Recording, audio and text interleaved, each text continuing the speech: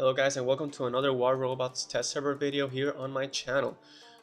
Here I'm going to be testing out the new prototype weapons, which are an energy blast.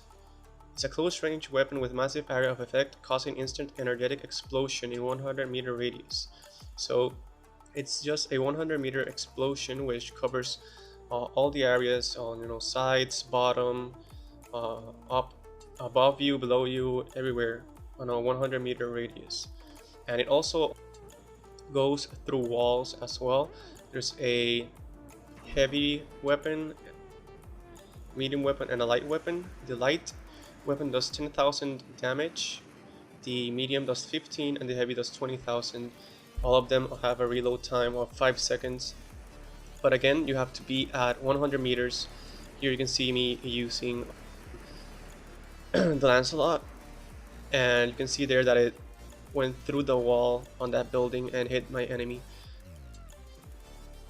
People are saying that it's a bit overpowered, this weapon, but in my opinion it's not that such an issue, because like I said, you have to be very close to your enemy. I know there's a way to exploit it, by of course firing behind walls. If you're familiar with the aphids where people fired behind the walls over the building and hit you, well, this is worse since they don't have to actually aim that much, and the you know this doesn't fire rockets which can actually hit walls.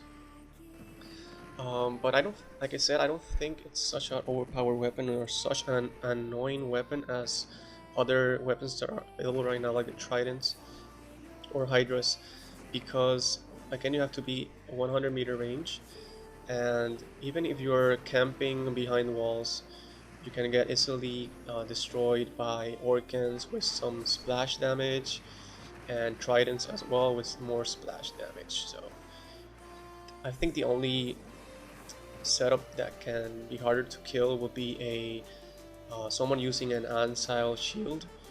Let's say a Lancelot with its built-in armor, shield, and an Ancile shield on it as well. That would be a little harder to kill if he camps.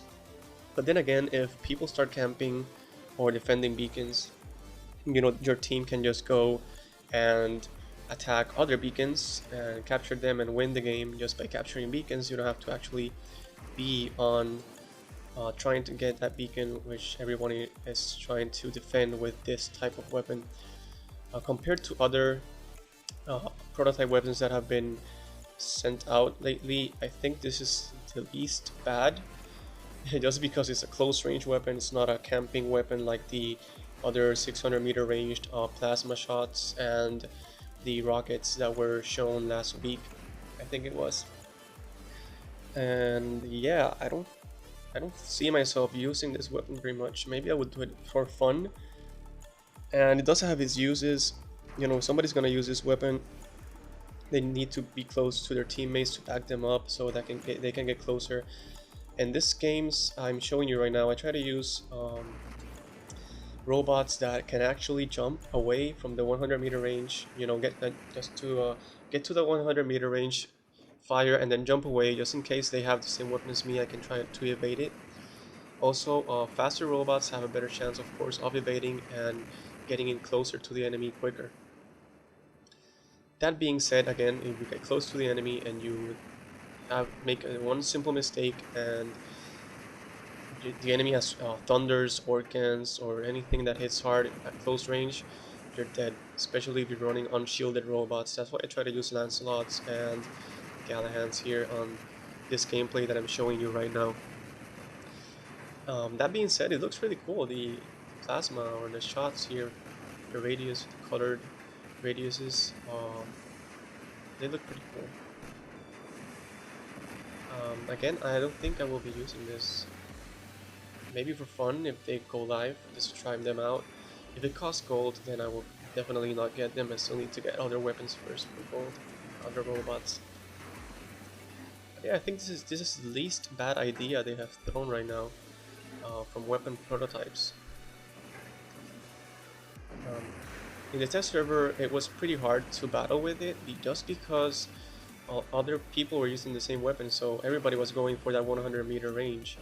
But I'm guessing if this goes live, of course, in the first few games, people will start using them a lot, just try them out. But then when things settle down and go back to normal, where people start using other weapons again, I think it can be a viable option to use.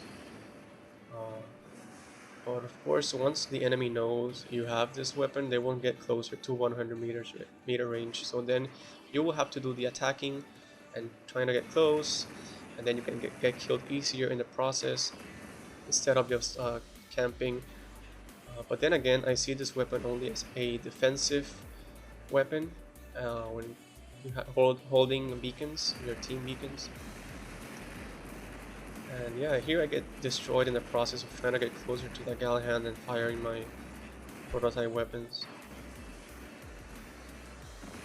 I also tested out different setups, and I think the most viable ones are the shielded robots, Galahand, Lancelot, and Gareth. And the one that hits harder is actually Lancelot. There's no doubt about that. I tried using two heavy weapons on the Carnage, but of course being two heavy weapons didn't only did the damage but not as much compared to the Lancelot.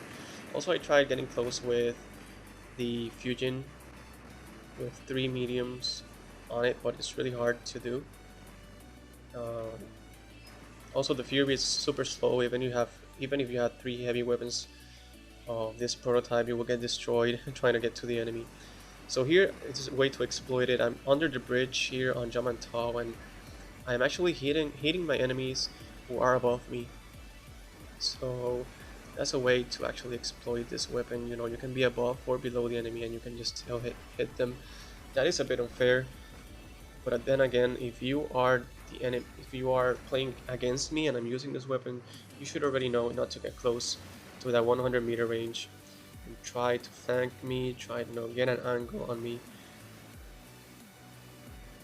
The good thing about this weapon being 100 meters is the benefit of being able to hit more than one enemy at the same time, like I did there with the two butch that the enemy was using.